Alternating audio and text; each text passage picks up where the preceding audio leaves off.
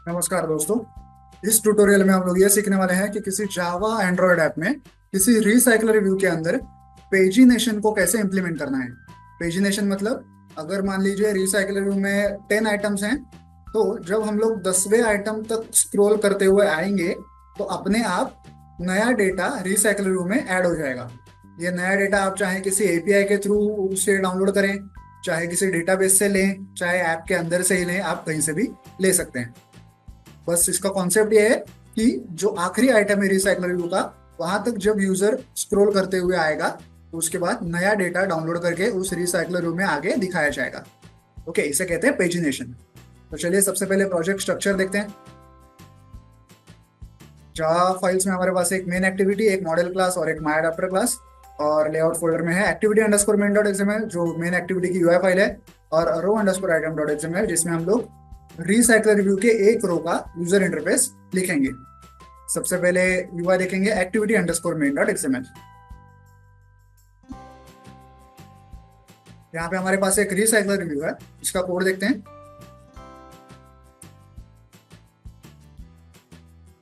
ये है recycler, sorry ये है कंस्ट्रेंट लेआउट, और उसके अंदर ये है रिसाइकलर व्यू। अब देखते हैं रो अंडरस्कोर आइटम डॉट एक्सएमएल। यहाँ पे आप एक सफेद रेक्टेंगल देख पा रहे होंगे जिसके बीचों बीच एक टेक्स्ट व्यू है, इसका कोड देखते हैं। यह है एक कंस्ट्रेंट लेआउट और ये है उसके अंदर एक टेक्स्ट व्यू। अब देखते हैं जावा क्लासेस। सबसे पहले देखेंगे मॉडल क्लास। ये एक डेटा क्लास है।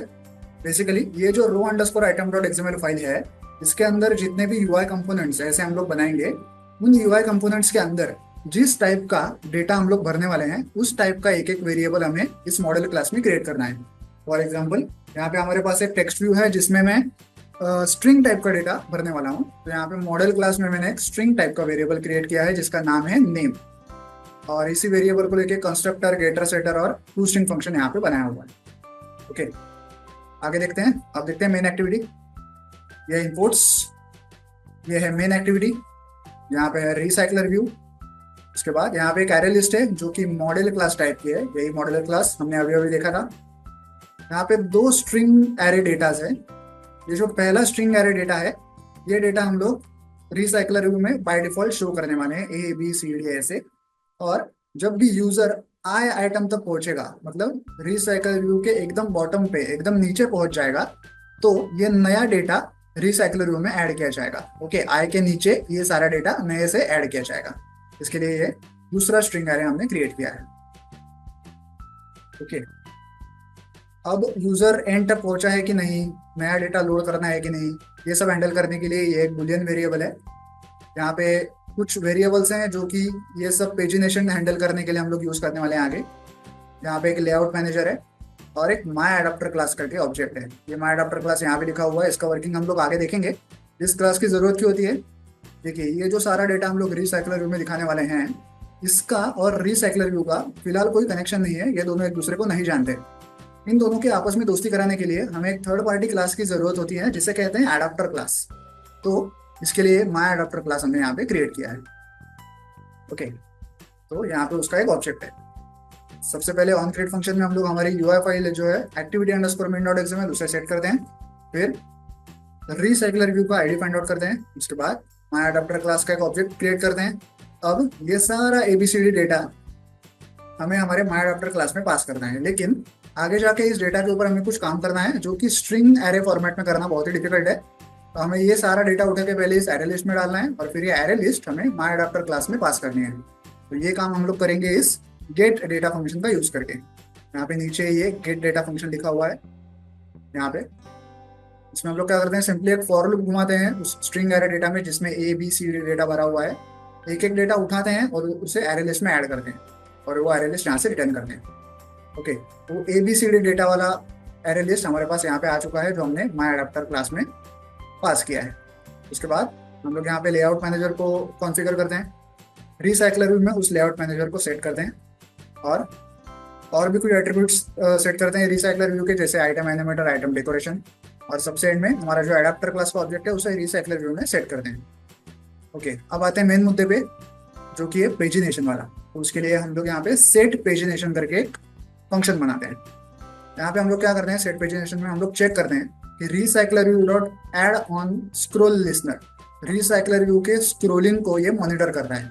ये देखता है कि क्या यूजर स्क्रोल करते करते रिसाइकलर व्यू के एकदम एंड तक आ चुका है। अगर हाँ, तो ये क्या करता है, ये क्या करता है, एक टोस्ट दिखाता है यूजर को कि this is the last item. Okay, ऐसा एक टोस्ट दिखाता है यूजर को। और फिर गेट डेटा टू ऐसा एक फंक्शन कॉल करता है।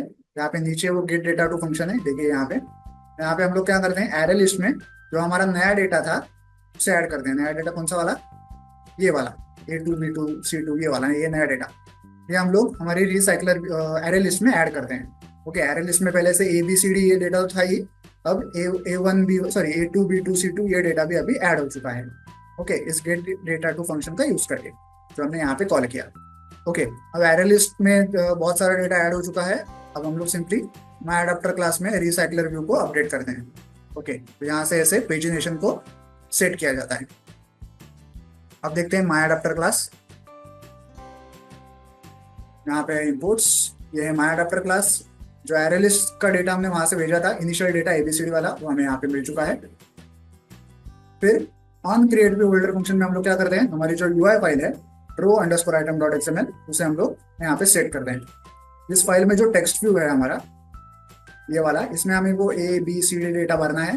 तो वो काम हम लोग कहाँ पे करते हैं, वो काम हम लोग करते हैं इस on bind view holder function में। यहाँ पे हम लोग एरे लिस्ट से एक एक डेटा उठाते हैं और उसे टेक्स्ट व्यू में ऐसे सेट करते हैं। फिर आता है गेट आइटम काउंट फंक्शन। यहाँ पे हम लोग रिसाइकलर व्यू में टोटल जितना डेटा हमें दिखाना है उसका साइज यहाँ पे मेंशन करते हैं। एंड में आता है व्यू होल्डर क्लास। यहाँ पे हमारा जो टेक्स्ट व्यू है और टेक्स्ट व्यू जिस कंस्ट्रेंट लेआउट के अंदर है, उन दोनों के ही आईडीज हम लोग यहाँ पे फाइंड आउट करते हैं। कंस्ट्रेंट लेआउट मतलब कौन सा वाला, ये देखिए, ये जो पूरा सफेद रेक्टेंगल है ये हमारा कंस्ट्रेंट लेआउट है। आपको याद होगा कोड में ये था हमारा टेक्स्ट व्यू, और टेक्स्ट व्यू इस कंस्ट्रेंट लेआउट के अंदर था। इस लेआउट को भी हमने एक आईडी दिया हुआ है जिसका नाम है रो आइटम। ओके, तो ये सफेद रेक्टेंगल पूरा कंस्ट्रेंट लेआउट है। अगर यहाँ पे यूजर ने कहीं भी क्लिक किया तो हम लोग क्या करेंगे, देखिए उसका नाम है रो आइटम कंस्ट्रेंट लेआउट का। यूजर ने कहीं भी अगर उस सफेद एरिया में क्लिक किया तो हम लोग set on click listener function call कर रहे हैं, जिसमें हम लोग एक टोस्ट दिखाने वाले हैं। तो उसमें हम लोग क्या शो करेंगे, फिलहाल इस रो में जो भी ABCD डेटा इस टेक्स्ट व्यू के अंदर है वो डेटा हम लोग इस टोस्ट में शो करने वाले हैं। अगर आपको पूरा कोड समझ में आ गया होगा तो चलिए अब इस ऐप को मोबाइल डिवाइस पर रन करके चेक करते हैं। जैसा कि आप देख सकते हैं यहाँ पे हमारे पास ऐप रन हो चुका है और सामने एक रिसाइकलर व्यू है जिसमें ABCD डेटा भरा हुआ है।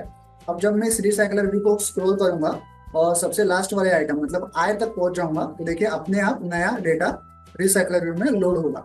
देखिए मैं अब स्क्रॉल कर रहा हूँ और आय तक जाऊंगा धीरे धीरे। देखिए आय तक आ गया तो एक टोस्ट आ गया, this is the last item. और आय के नीचे भी अब नया डेटा आ चुका है A2 B2 C2। अब मैं अगर इसके भी एंड तक जाऊंगा I2 तक, और तो एक और बार A2 B2 C2 ऐड हो जाएगा। देखिए मैं I2 तक जा रहा हूँ, देखिए this is the last item, फिर से A2 B2 C2 ऐड हो गया।